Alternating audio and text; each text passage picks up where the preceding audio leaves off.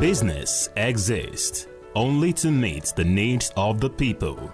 But there's an extra advantage if your product and services are pitched on a platform that gives you the added advantage over your competitors. For your desired return on investment and so much more, advertise on Spectrum Television, on StarTimes DTH Channel 421 and on free-to-air with a frequency of 12733. Spectrum Television, broadening your horizon.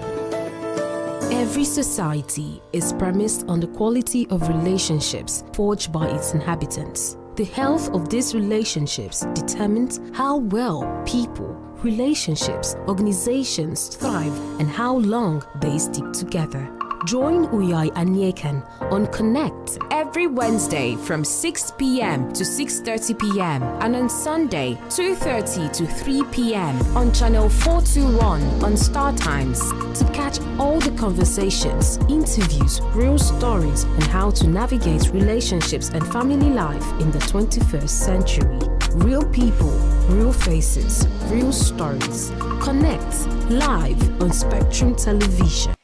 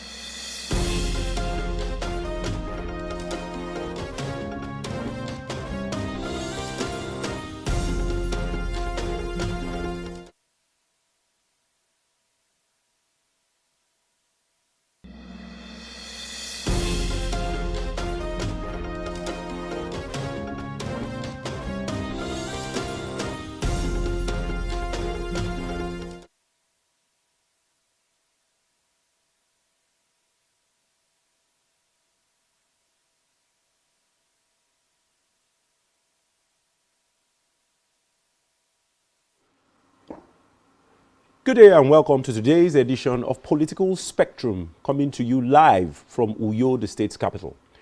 I am your host as usual, Onwese Hinoma Olusegun. Our conversations for today will continue on political and economic developments in our nation.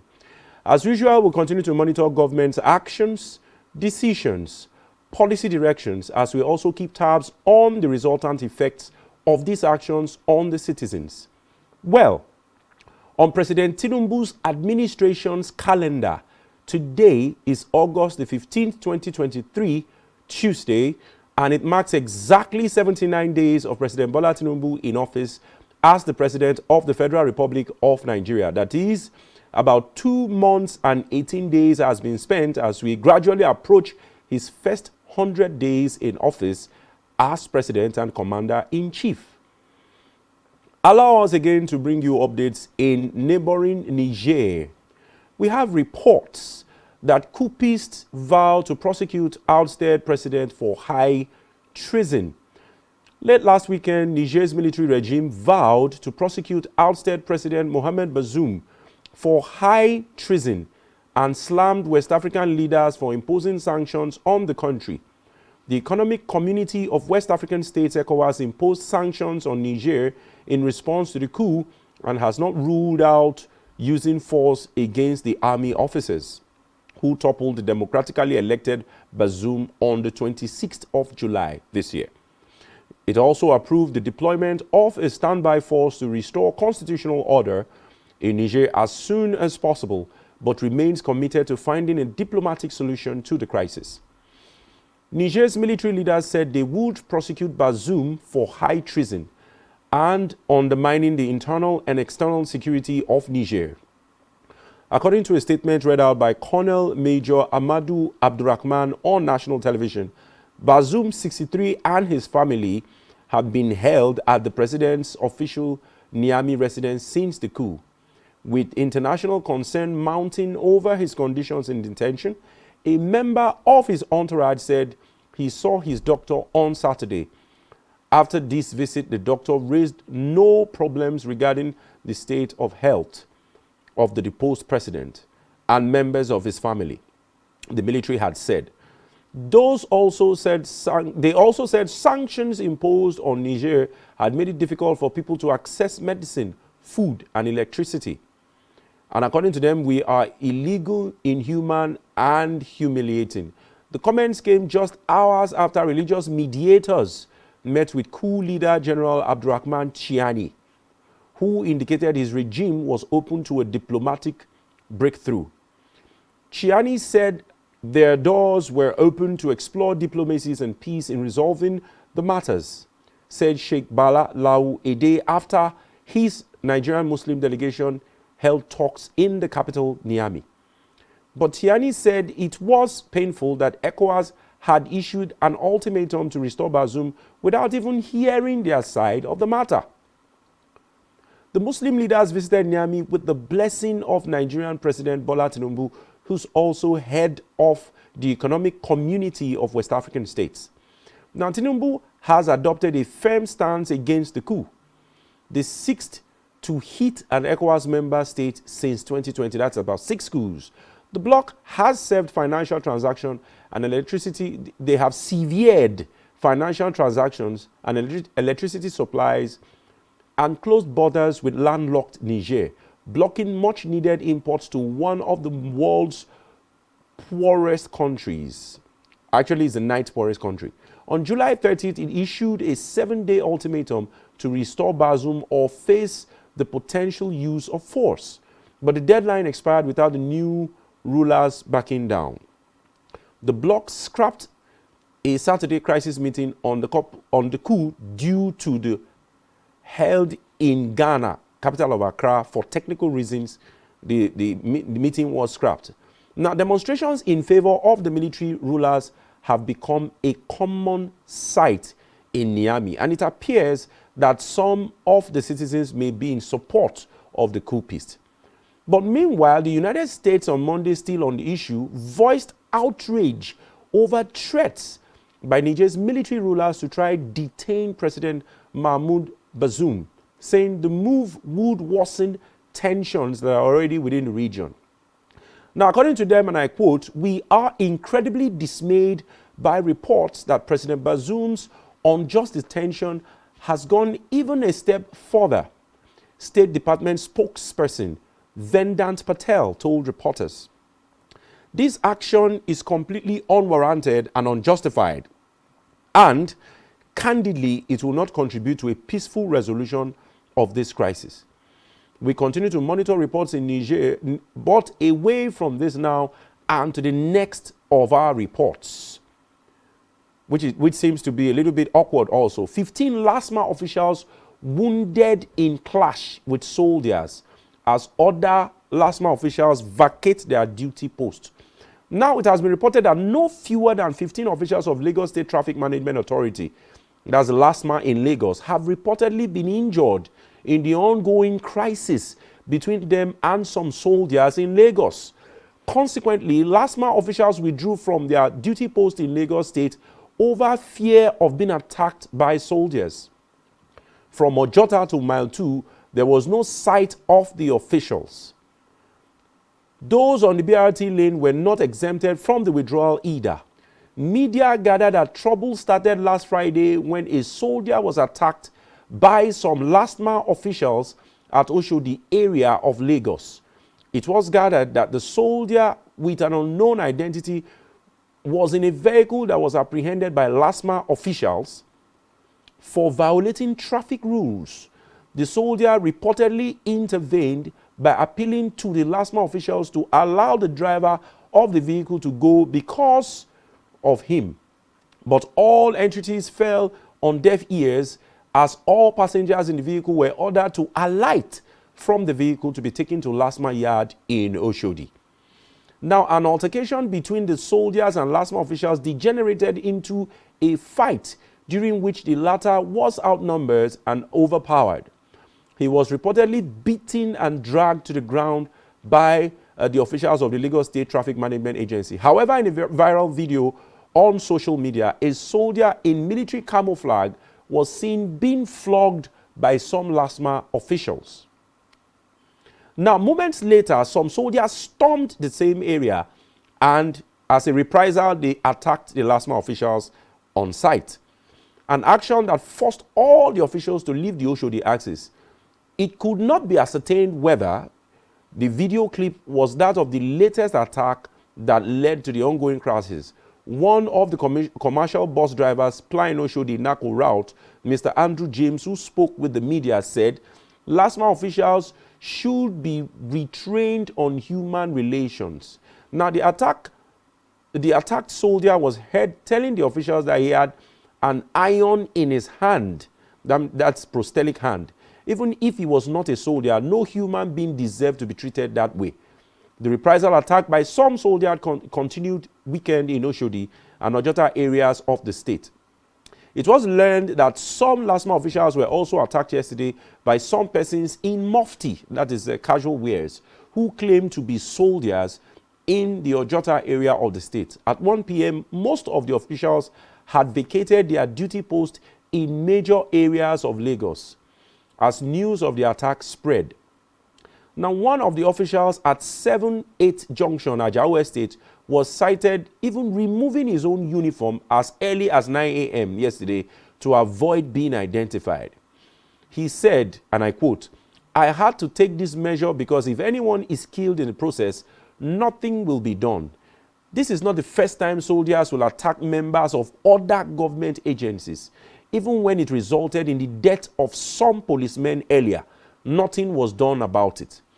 This case should have been resolved by now by both authorities. It should not be allowed to escalate." Now, I'm still quoting him. He said, "No fewer than 15 of my colleagues have been wounded since this crisis started. My colleagues have all vacated their duty posts because news went round that the soldiers were out for Lasma officials in Lagos." Another official at the Kotun area of Lagos State said, "Yes, we have withdrawn from the road because nobody knows where or when the army people will strike. We got a text from our platform to withdraw for our own good and our own safety. But we are advised to stand by pending when the matter will be resolved. For me, I am not even close to my duty post because nobody knows if they are working with the community people that will identify us." Now, when the Director of Public Affairs and Enlightenment of the Lagos State Traffic Management Agency, Mr. Adebayo Taufik, was contacted, he said an official statement will be issued soon. On his part, spokesperson for 81 Division of the Nigerian Army, Lieutenant Colonel Adebisi Ayeni, said, "I am aware that a Lasma personnel attacked a soldier in uniform on Friday. An investigation into the issue is ongoing. It is our sincere hope that both agencies of government will find amicable ways of settling what seems to be an impasse before further deteriorates." But away from this now, we bring you subtle threats from organized labor. Now, it's economic shutdown if petrol price rise again. This statement is credited to the Nigerian Labour Congress and organized labor in general. The Nigerian Labour Congress, NLC, yesterday threatened to shut down the economy without giving notice to the government if the petrol pump price was increased yet again. It also raised alarm over the alleged hijack of the duties of the Ministry of Labour and Employment by the Inspector General of Police, IGP, and the Federal Ministry of Justice. But the presidency, in a swift reaction, said President Bola Ahmed Tinubu is concerned about economic hardships in the country and is working hard to ameliorate the situation. Now, oil marketers yesterday in Abuja argued, or they urged the federal government to act urgently to halt the consistent slide in the value of the naira against the dollar, saying the development had significantly impacted on the pump price of petrol. NLC President Mr. Joe Ajaero issued the threat while responding to the advice of the Director, Trade Union Services, Ministry of Labour and Employment, Emmanuel Igbinosun, that Labour should explore due process in its agitations before embarking on strike. Now, Igbinosun gave the advice in his remarks at the ongoing African Trade Union Alliance meeting holding in Abuja. Ajaero outrightly warns federal government on petrol price that Nigerians had suffered enough from the policies of government and will not take kindly any increase in petroleum pump price that will worsen the situation. He said, the Director of Trade Union Services, I was feeling uncomfortable when you had legions of advice to the labor movement. In actual fact, Ajaero speaking now, in actual fact, the centrality of your office is to advise government on some of these issues. Maybe I will advise that we engage you as an advisor of organized labor or advisor of trade union services, since you appear to be closer to us than the Nigerian state who you are employed to serve. That we should concern ourselves with issues of wages, issues of employment relations, but you did not say anything about those issues that depreciate our wages, those policies of government that reduce our salaries and wages to nothing. I am quoting Ajaero, a conclusive priest. You didn't speak on it, and maybe we should concern ourselves with those issues. But I want to plead with you that those bad economic policies by the state that make our wages next to nothing should be checked. If you check those policies that lead to inflation and the devaluation of the currency, even where we are, we will be comfortable if Naira is at par with the dollar today. We will ask you to leave the minimum wage the way it is at 30,000. It will make more sense. If inflation is checked to zero, we will also ask you to leave it where we are. But if inflation is flying, if even by the admittance of the Nigerian Bureau of Statistics, we have over 130 million Nigerians that are multidimensionally poor, I think you should address those issues. If we go for even wage increase tomorrow, the inflation that will come up will destroy it. Ajaero still speaking.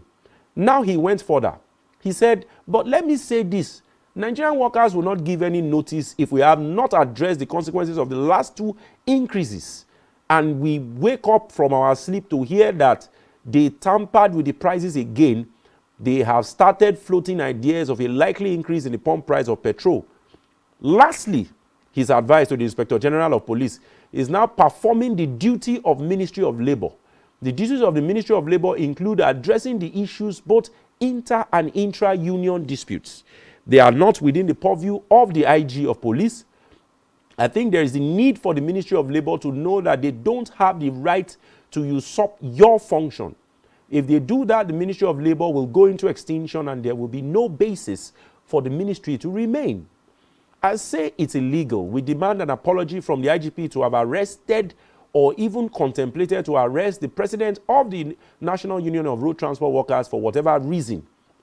On the eve of an election, it's unheard of in the history of this country, and never again should that be entertained.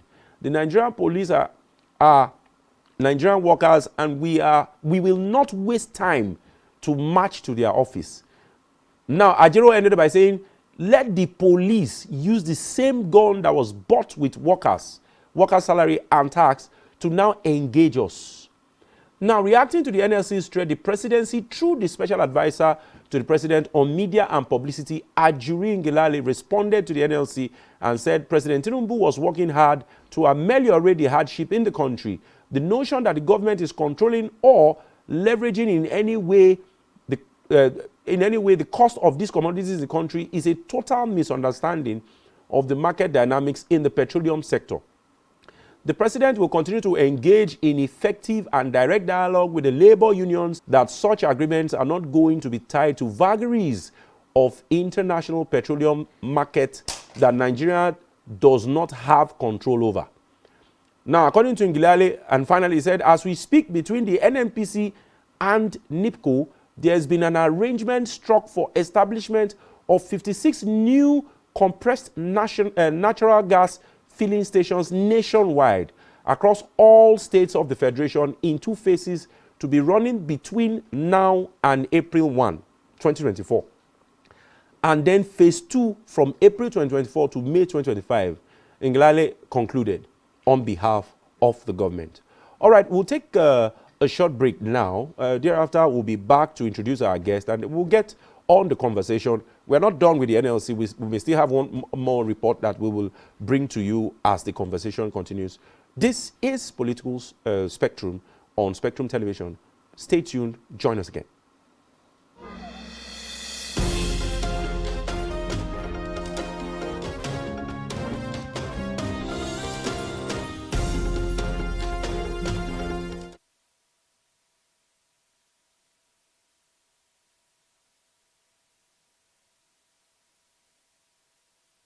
En tout état de cause, le gouvernement nigérien a réuni à ce jour les éléments nécessaires de preuve pour poursuivre devant les instances nationales et internationales compétentes le président déchu.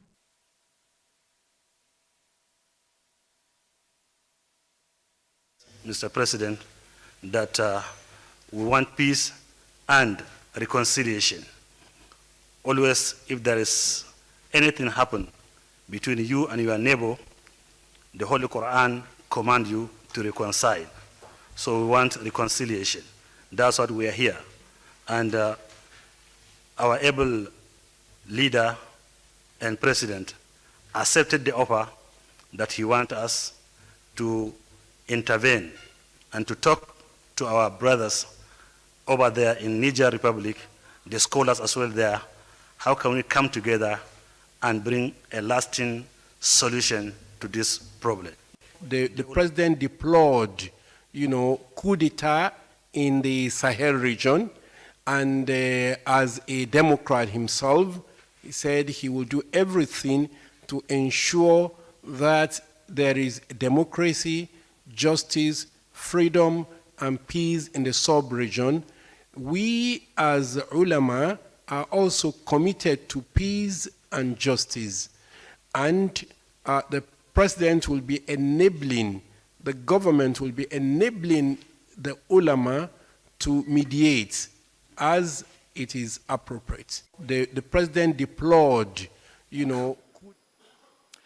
take all measures necessary to restore constitutional order in the Republic of Niger.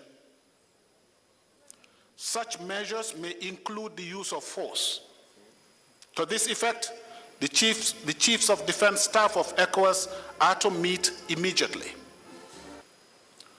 Hold accountable all those responsible for violence and terror against lives and properties of innocent citizens and residents of Niger. In the meantime, the following measures are to be applied with immediate effect. 1, closure of land and air borders between ECOWAS countries and Niger.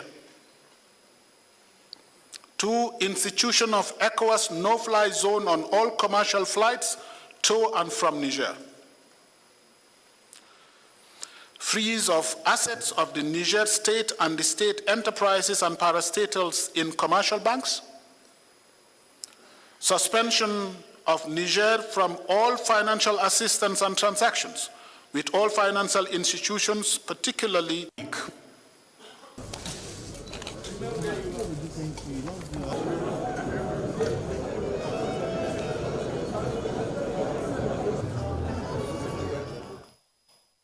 we still look to engage the party involved, including the coup leaders, in honest discussion to convince them to relinquish power as suggested and reinstate President Bazoum. It is our duty to exhaust all avenues of engagement to ensure a swift return to constitutional governance in Niger. More specifically, as leaders of our respective nations, we must recognize that the political crisis in Niger not only poses a threat to the stability of the nations, but also has far-reaching implications for the entire West African region.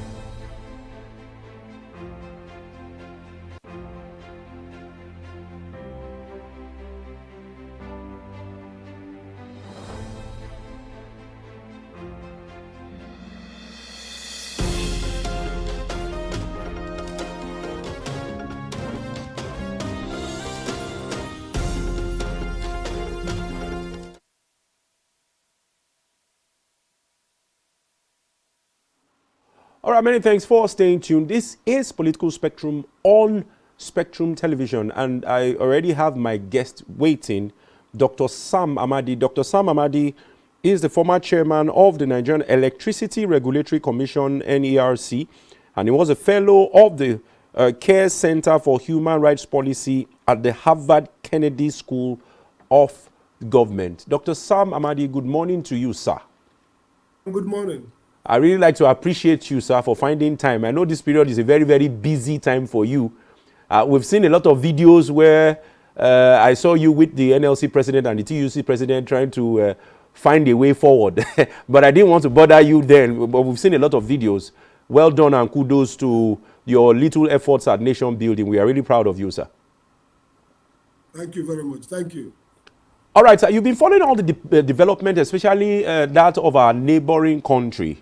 The very, very, very first fear of all the parties involved is that if a war breaks out, there might be some kind of exacerbation of issues, you know, especially in Nigeria. And a lot of parties are saying, President Tinubu, that is ECOWAS chairman, please, whatever it is, you know, exhaust all other modalities for dispute resolution, but avoid war. First off, before I go into the major issues, what do you make of the whole scenarios as the issues have been developing from stage to stage, sir? Well, I think it's complicating. It's a little bit downgraded. It has not been as feverish as it was a few weeks ago, but still worrisome. I mean, you're talking about a democratic government uprooted, no matter how bad that government is in terms of serving the people, no matter how much credible the process of coming to power is. And you're talking about Niger joining Mali and Burkina Faso. We had Guinea before now. So there is a concern around the circling military coups around the West African coast. So we should be worried as Nigerians. And again, the role of foreign powers who are playing clearly in this game with almost naked hands, Russia, the US, and France, and the possibility that West African countries could become pawns in a new world East-West fight now. In this case, Russia, China on one side, the US and European countries on the other side. So these are complicated issues, and considering our fragility in terms of security, you know, we are still Just yesterday, the Nigerian army took casualties from terrorists who ambushed and killed some significant number of Yeah, we our heard it. soldiers. Yeah, you're dealing with insurrections here and there, the IPOP issues, everywhere, the kidnapping, the total seeming collapse of law and order in the country. So the question is, do you want to be distracted? And of the economic crisis, big war, dollar, exchanging for almost close to 1,000 naira. Fuel probably hitting 700. All these are security crises. So the question is, do you have the attention span, the confidence to be tangled in an asymmetrical and dirty war with coupists in Niger? So for all that Nigeria would care, we would have wished this never happened. We would have wished there was no coup in Niger, because in spite of our overwhelming military power compared to Niger, we are weaker in many ways. We could be victim of guerrilla war. Exactly. In our neighborhood, the northern Nigeria is inflamed and not protests everywhere. So you can imagine the socioeconomic damage that That will any bring to us. military action in Niger could cause. So dangerous times still, and we hope that we'll find solutions. Exactly. A lot of Nigerians would agree with you on that. But let us look at this junta. Now they say they want to negotiate. That the first people they sent, because of the ultimatum, there was a lot of paranoia and agitation. Now they probably moved into a meeting with the clerics. They say they want to negotiate, but yet they say they want to try Bazoum for treason. Do we have any hope that this crisis will be resolved? I think their game plan would be that, look, we're not going to revert back to Bazoum. I mean, if they do, they are admitting that their coup is illegal and failed. Now, there are two things about coups everywhere. Coups are generally illegal by the time they are executed. Okay, so they want to give legitimacy to the coup by trying Bazoum for high treason. Exactly. If they just give up and say, okay, fine, release Bazoum, take over government, then they said a coup failed. First, it failed. Because based on the Supreme Court Privy Council case, a successful coup establishes a new legality. So if they succeed, they are legal. Now, this trial is a way of saying Bazoum is past tense. But we can now discuss how we can give up power to democracy. So what they're saying is that we don't intend, they're trying to be altruistic. We don't intend to keep power. This is a criminal we want to deal with. After that, we can talk about 6 months, we can talk about 1 year, we can talk about anything. So they foreclose their illegality. And that's the difficulty with ECOWAS. They have to agree when to give up on Bazoum. Or if they give up on Bazoum, then they have admitted that this coup has succeeded and should stay. Then the next phase will not be, how do you guys wrap up quickly and exit? 3 months, 6 months, 1 year negotiation. All right, in the past few years, there's record now that we have close to about 6 coups in the West African sub-region. It seems to be lucrative, just like we have banditry and kidnapping in Nigeria. And yet again, we heard the U.S. envoy saying that they are completely disappointed that the military junta at this point will go further by trying Bazoum. Let us look at this foreign interest as we speak. Of course, it's no longer news that the French people have been interested because they seem to be the subsisting colonial masters, whether ancient or modern. The strategies may have changed, but they are still under colony. How would you address this foreign interest, especially that of America and France as we speak, sir? Well, the only way to address it is to build up legitimate state institutions that can rebuff them. I mean, this is a game of competitive interests. The US and Russia are at war. They are competitors, including China. Everybody is trying to, just like during the Cold War, they look for lakeys, they look for countries that they can use as proxies to execute. And Africa is in that column. And West Africa has all the attributes. One, very poor country, badly governed, leaders that lack legitimacy, even here in Nigeria. And so it's easy for them to shut them up and use them to advance their interests. So the only antidote is to have strong leaders who are focused on their states, who have support for their base, and who can rebuff them and not get harmed. I mean, if you're going to go cap in hand begging, if, for example, you need the American government not to release your credentials, for example, or you need Americans to fund their budget. Exactly. So how are you going to be strong against them? If you need Chinese not to withdraw their aids, how are you going to be strong against them? So it shows the fragility and dependency of West African states. Look, we are dependent economically. If you are aids, we're going to be receiving aids. We are dependent because our leaders cannot avoid not traveling abroad. We are dependent. True. Because we could be prosecuted by FIB, FBI, or taken to the ICC for criminal trial. Very somehow true. exposed our. So we are vulnerable. These are leaders who have no credibility, and therefore they are vulnerable.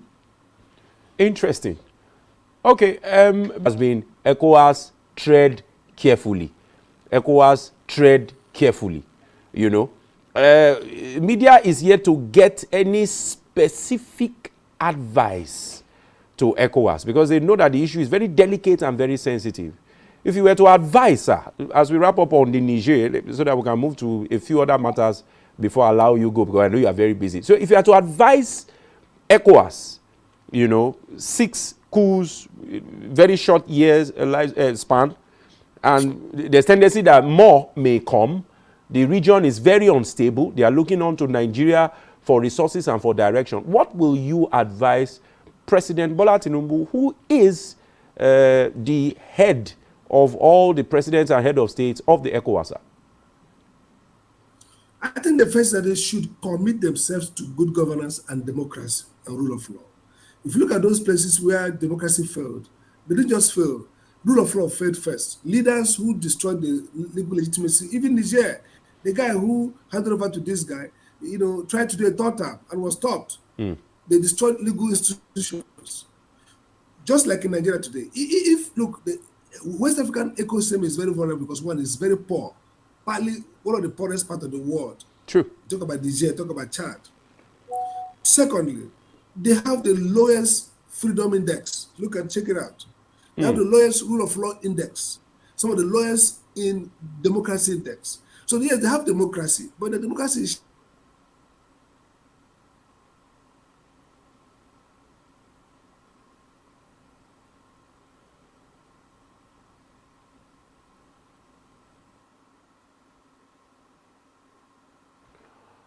all right, we may seem to be having some small technical hitch there, but I think what Dr. Sam Amadi is trying to advise is that, according to him, and I paraphrase, charity begins from home. All the heads of government. Okay, I think I have him back. Dr. Sam, you're welcome back. Sorry for that hitch. All right. Yes. So you focus on good governance, and then if it's possible to take out the coupists without damaging the country, without real war, you can do that. No, but how is that possible, Doctor? If it's possible. I mean, if they have drones, if they have military power to just pick them up, just go to the government palace or whatever and pick them up. Maybe, but it looks like if you're going to do that, you're going to throw that country into war. And I say, I don't think the democracy they have is enough reason to destroy that country. That democracy is nonsense. It's shambolic. We can have it without coup, but it's not enough compensation to bring Bazoum to cause the death of innocent citizens. No, I'm against all kinds of wars, especially when you are fighting war for democracy that is almost useless. A democracy of rigged election, no rule of law, no freedom, no economic development, corruption, leaders selling the country to foreign. That's not democracy. The Niger people, Nigerians, as they say, just because we want to bring a democracy. If we can bring that democracy back, good. But if we must bring it at the cost of human life, of wasting that country, shambolic democracy. All right, we hope, and we sincerely really hope that all the parties that are the stakeholders in the Niger project that are choose without bloodshed, because we are really concerned about the chain of negative reactions that will follow if boots on ground begin, to engage in some kind of using some kind of force. So let's move away from that. I read recently, let's now go into some of the statements and all the situations surrounding the NLC, because, to improve on the lives of the average Nigerians and maybe modify or even remove some of those subsidy palliatives, which they feel are, very harsh for the average Nigerian. I read somewhere that Nigeria accumulated 44 trillion deficits in 24. They have borrowed internally and from foreign institutions. They say Nigeria accumulated 44 trillion deficit in 24 years. Just recently, also, CBN releases financial statement after 7 years. We can all see that this nation is in a real dire situation with huge debts, and over 90-something% of our earnings are used to service debt according to sources. Now, will you say that our people are unfair to be worried, or is it too early to begin to judge the Tinubu administration? Because you can see all the agitations back and forth. There you have it, the graphics of each successive president, their foreign debts during their tenure, their domestic debts, and the total from Obasanjo since 1999 through late Umar Musa Yar'Adua, that has started by activating the 800 million that had been been proposed during the Buhari administration, 500 billion. People are agitated. Doctor, back to you now. Do you think the agitations of people are too early, or are the fears genuine? I just want you to summarize what you think are the first 70 something days of this current president in office. I think it's not early to start shouting. That's how we get Buhari not competent to be president. He couldn't even put up a team for a long time. When he put up the team, he put up a wishy-washy team of mostly corrupt and incompetent fellows. So we endured Buhari for 8 years, and today we're hearing that criminality and corruption. So we shouldn't, it's not too early, we should start now. The Tinubu government has proceeded on a very wrong route. First, they even brought their ministers against the constitution. For 60 days, you must bring it. The second and third list came 67, 68 days. So that's an unconstitutional action. Okay, but doctor, let me quickly add to that as your flow continues. A lot of people will argue with you on Buhari because according to some pundits, they say the first few weeks and few months of his administration, he recovered close to 11 local governments from Boko Haram, and that the body language as at the beginning was an excellent one, and it drove a lot of confidence in some people. That is one. Then two, on the issue of the Bola Tinubu administration, people are saying, yes, the deterrent, are saying, can people just be a little patient, because it was not one day that these issues got to this level. So according to them, he is not a magician. He will need some time. How would you react to that, sir? Erufai himself, others were part of it, that, oh, the whole place is lost. The body did not recover anything. Till today, have you recovered anything? The fact that terrorists put a flag somewhere, and after a few days, they went back to the forest. But till today, 8 years after, you recovered under control of de facto of terrorists. So let's leave those spin. Okay. Buhari was bound to fail because he didn't have the capacity to succeed. Two, who brought Buhari? Who openly said, I brought this guy? Who was leader of the party for 8 years? Yes, he said so. And the mess was caused by them. How does that relate to a mess? Appointing people. Simple thing. What's the mess about? But talking about the 60 days yet again, doctor, as huge as it is, is a cabinet of the best hands. We've heard it in more than 4-5 different arguments. Is a cabinet of the worst hand. Mention. They say it's a good hand. We are also Yes, hearing that yes, it's a good hand. although the decisions he took later may be questionable.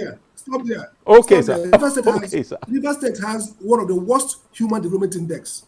Rivers State, the urban nightmare. But the statistics environmental show degradation. that the economy has improved in Rivers State yet again, sir. What is economy? You're talking about it's about health, access to health. Look at the poverty dimension of this country. You see, the point people talk about this, Wike has money. He commissions Julius Berger to build bridge, even unnecessary bridges everywhere. But you have no strategic plan to look at how can we uplift River State schools. Look at work outcome. Look at, governance about indicators. Look at work, education sector. Look at healthcare, access to healthcare. Look at income of families, businesses, beyond government and revenue. Which small, medium enterprise set up 7-8 years ago in River State has increased its turnover? That tells a story of economic growth in that area. The same with Umahe. I went to everywhere, but Ebonyi is still one of the. Ebonyi is a scandal in Southeast. The only Southeast. Yes, sir. Compared to doctor. Level. While I still keep your talk, compared to where Ebonyi is coming from, I visited Ebonyi recently too, and I saw a lot of roads that were paved, concrete roads that even to a reasonable level. I agree with concrete roads. Bridges. The qualities of the infrastructure may be another subject matter, but he opened up. He opened up the state. Open up how? I said I went to Ebonyi. Okay. For Abakaliki, no Ebonyi, no city in Ebonyi is developed after Abakaliki. That is correct. After 8 years.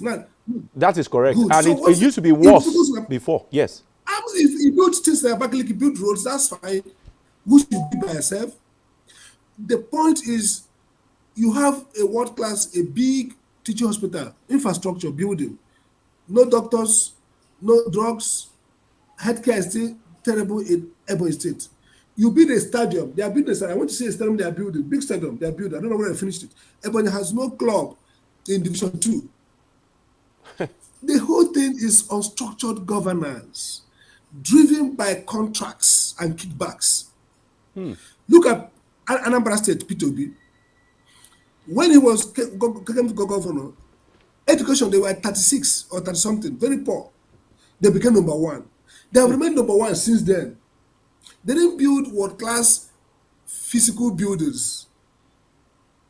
What did they do that has made Anambra number 1? This WAEC, they're number 1. JAM, they're number 1. International, they're number 1. You invested in the software of development, processes, which is human capital. I quite agree. People, systems. So what is we can go to do as a minister? To come and be abusing people, destroy our party?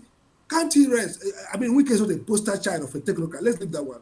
Now, you talk about... Okay, let's leave Wike. Let's look at the other people in the list. No, I mean, we've dealt with Umahi, we've dealt with Wike.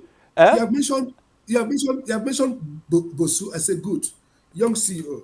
You have shown pedigree in driving digital economy. How about the women? An attempt at 35% affirmation, close to 25% of the nominees list were women, young.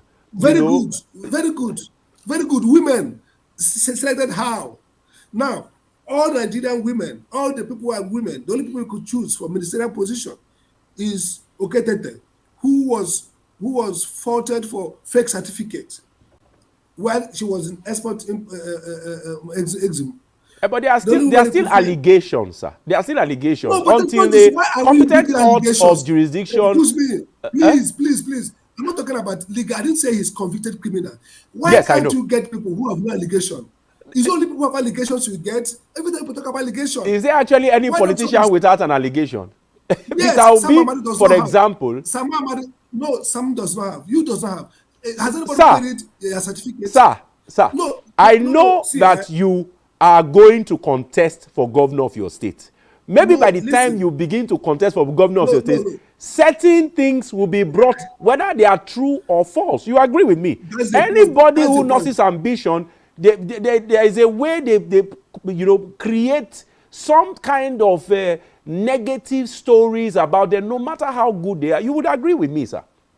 I totally agree. Let me answer you. We're not talking about stories. We're talking about House of Reps report. Yes. You see that?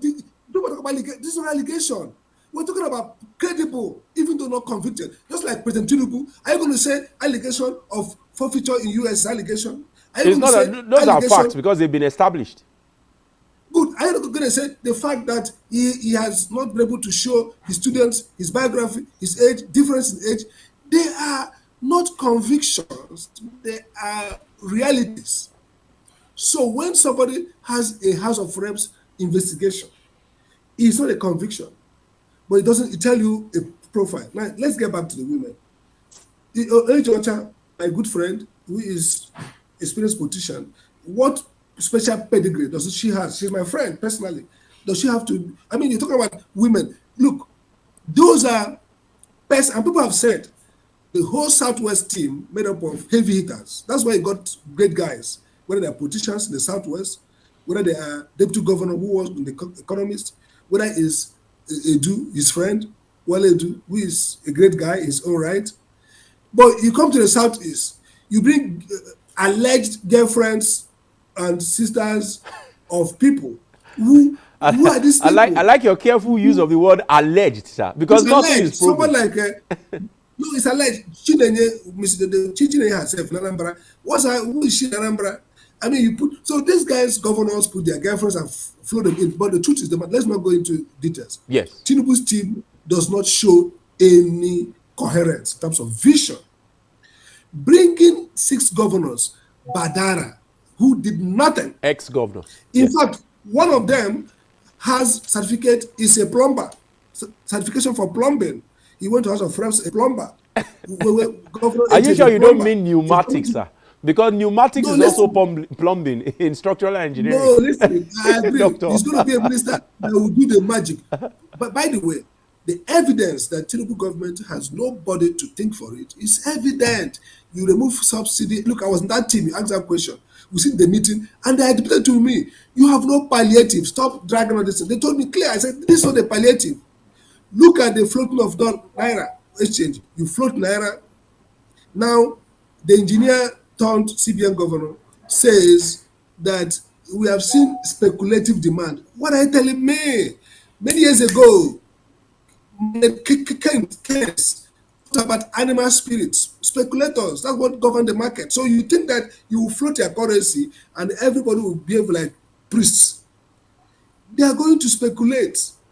That is why you need strategic guidance of the exchange market. That's correct. That is why you don't float it. That's correct. So everything I've done so far shows lack of rigor.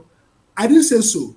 The former national chairman of the party, Salih Lukman, a great guy, one of my comrades in NANS president, NLC, Assistant Secretary General, and my leader in the good governance group with Erofai, said so that you are failing. You had a Muslim ticket that was smuggled in. Now you can't bring Muslim. Brought the chairman of the party. The guy argued, give this to North Central, where this man came from, and look for a Christian. You brought another Muslim secretary. So Muslim. That was a Muslim himself. A national vice chairman of the party saying, you are failing us. The party is failing us.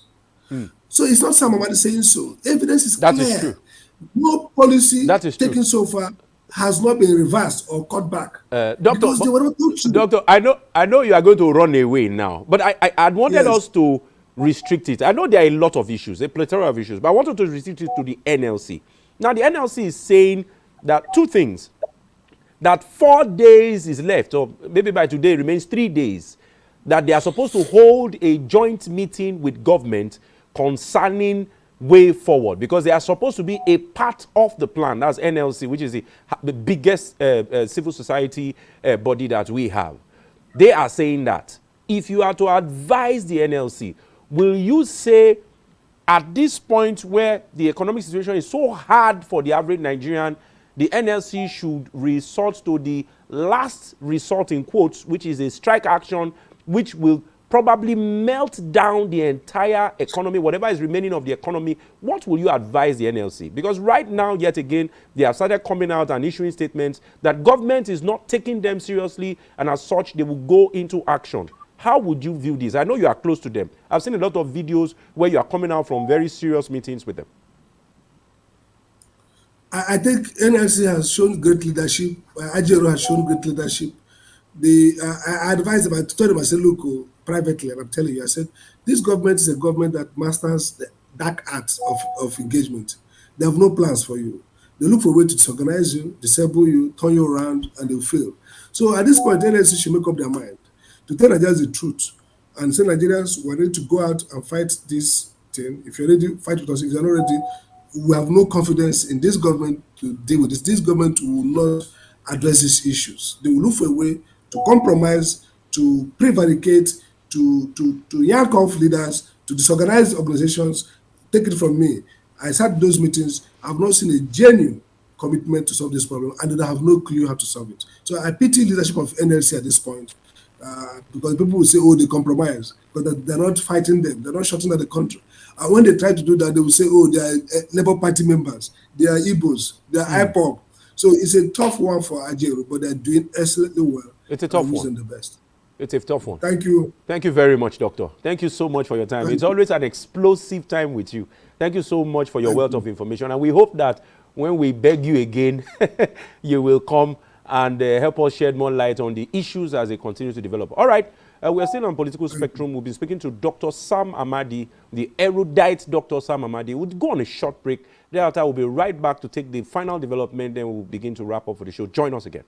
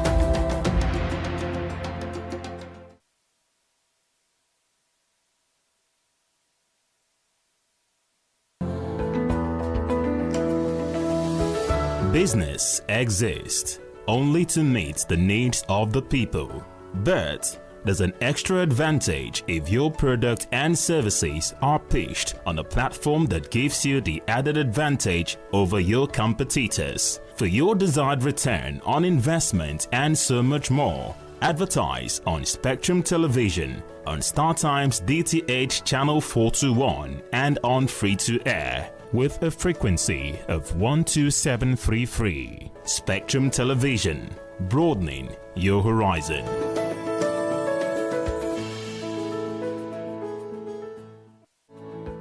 Nigerian police, which is the only one allowed by grossly abused. Our governors have to share police powers with the president as stipulated by the Constitution. We do not have a federal government police force. We have the Nigeria Police Force, which shall be administered, organized, and supervised by the Nigerian police. No, my Lord, I want to say something. I want to say something here.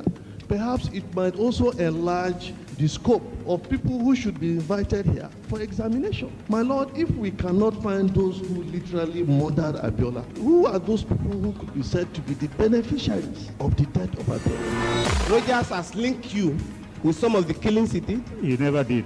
he linked you with the attempted murder of Hebrew. He did not. My lord, the matters counsel is leading the evidence in our matters. Is this an adversary proceeding? It's not, my lord, but we can't be talking about cases which are in court, Is this an adversary proceeding? It's not, my lord. These cases are in court, my lord. I'm just reminding your lordship. My lord, sorry, my lord, I think I'll be in cross-examination. Legally Speaking, a program that deals with legal issues and questions we face as citizens of this amazing country, Nigeria. Legally Speaking. Join us every Friday from 5 p.m. to 6 p.m. for Legally Speaking. One truth not often told is about the transformation that Africa has undergone in recent decades. Africa is shaping its own destiny and should be referred to as the African opportunity. On Spotlight Africa, we paint the African picture the African way, laced with truth, detail, and the color of the African continent. Join Uyai Anyekan every Tuesday and Thursdays at 4:30 p.m. Spotlight Africa, telling the African story. One truth.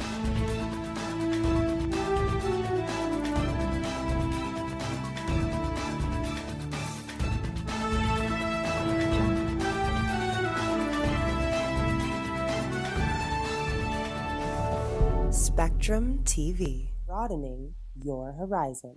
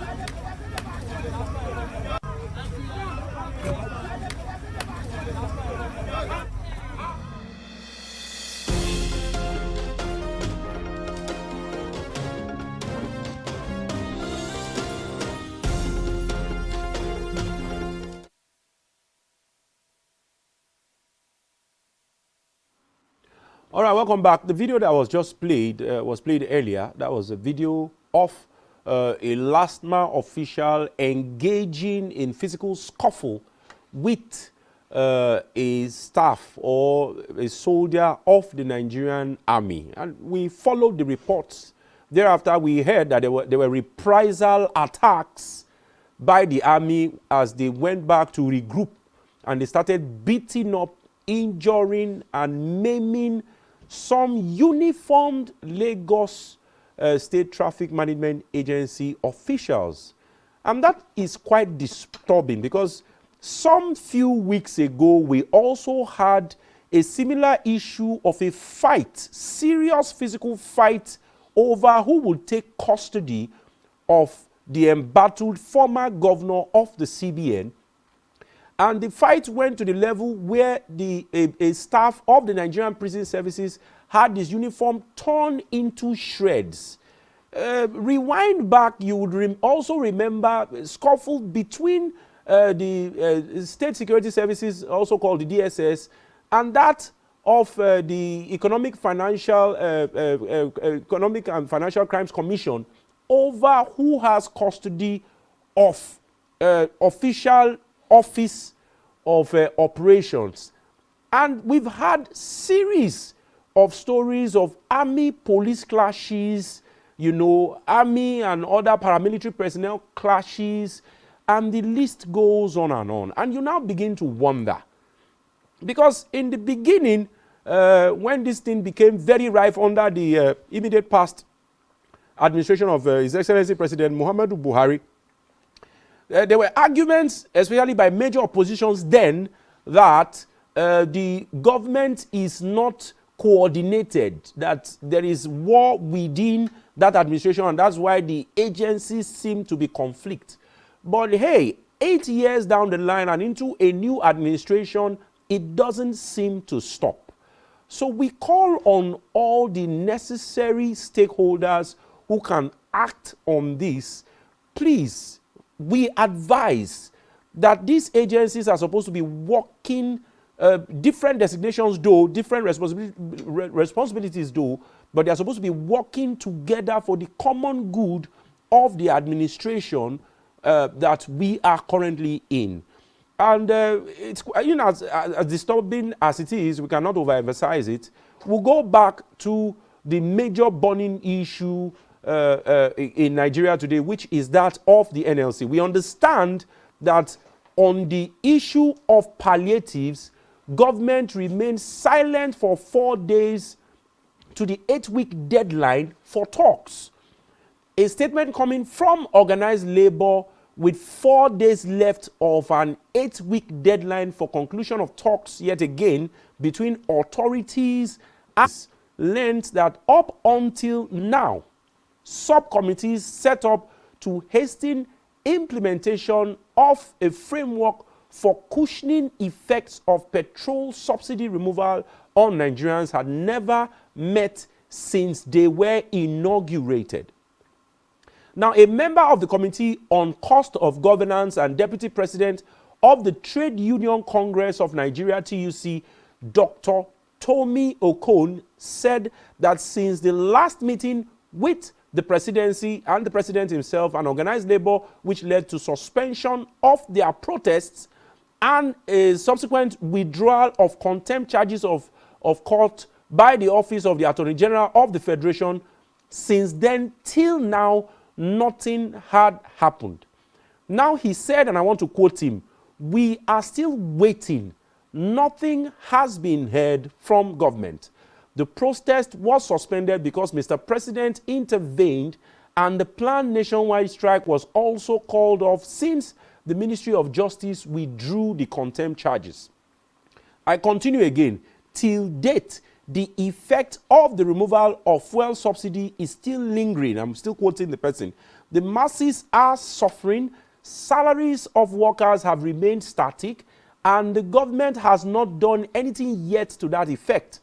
Organized labor gave the government an ultimatum which expires on the 19th of August, and it is fast approaching. I believe today is the 15th, if I'm correct.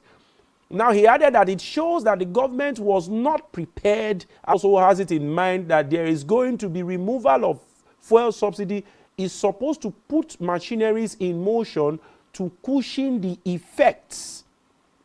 Now, the Nigerian Labour Congress NLC President, Mr. Joe Ajero, had before accused the federal government of refusing to put in place safeguards to protect Nigerians from harsh economic situations inflicted by its policies, and that the government frustrated and abandoned its committee, which was a product of social dialogue between government and workers' bodies.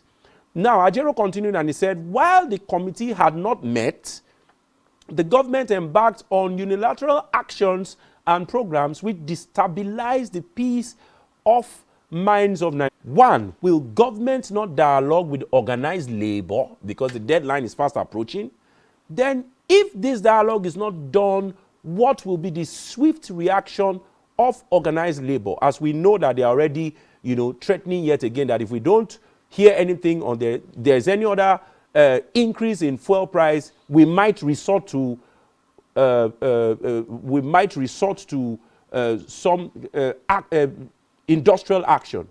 Recall that recently, even while the CBN is being investigated heavily, the immediate past administration of Godwin Emefiele, there's been revelations, and the current the current acting governor of the CBN has officially made the financial statements after 7 years. The question is, why are we waiting? A statement of report, financial statement of the CBN was released, and we are beginning to see the reasons why probably he's still in custody, because it appears that government or the presidency is not even satisfied, with the issues, the plethora of issues and accusations and allegations be going on an industrial action. And like I asked, what will be the fate of the average Nigerian who is already embattled by economic hardships, already embattled by, doesn't have that kind of power as we speak? we do not know for sure if government is taking this issue of the NLC seriously. Maybe yet again government is saying, all right, we'll find a way to settle them. How about 200 million Nigerians? That is why we're using this platform to urge that government treat the organized labor in a more civil way. Even if issues have not been resolved, we expect that at this point, the joint committees of both the organized labor and that of federal government on the issue of palliatives, modifying and fine-tuning how it will favor the average common man, those consider it, maybe federal government or the presidency itself has a lot in its hands. Of course, we know.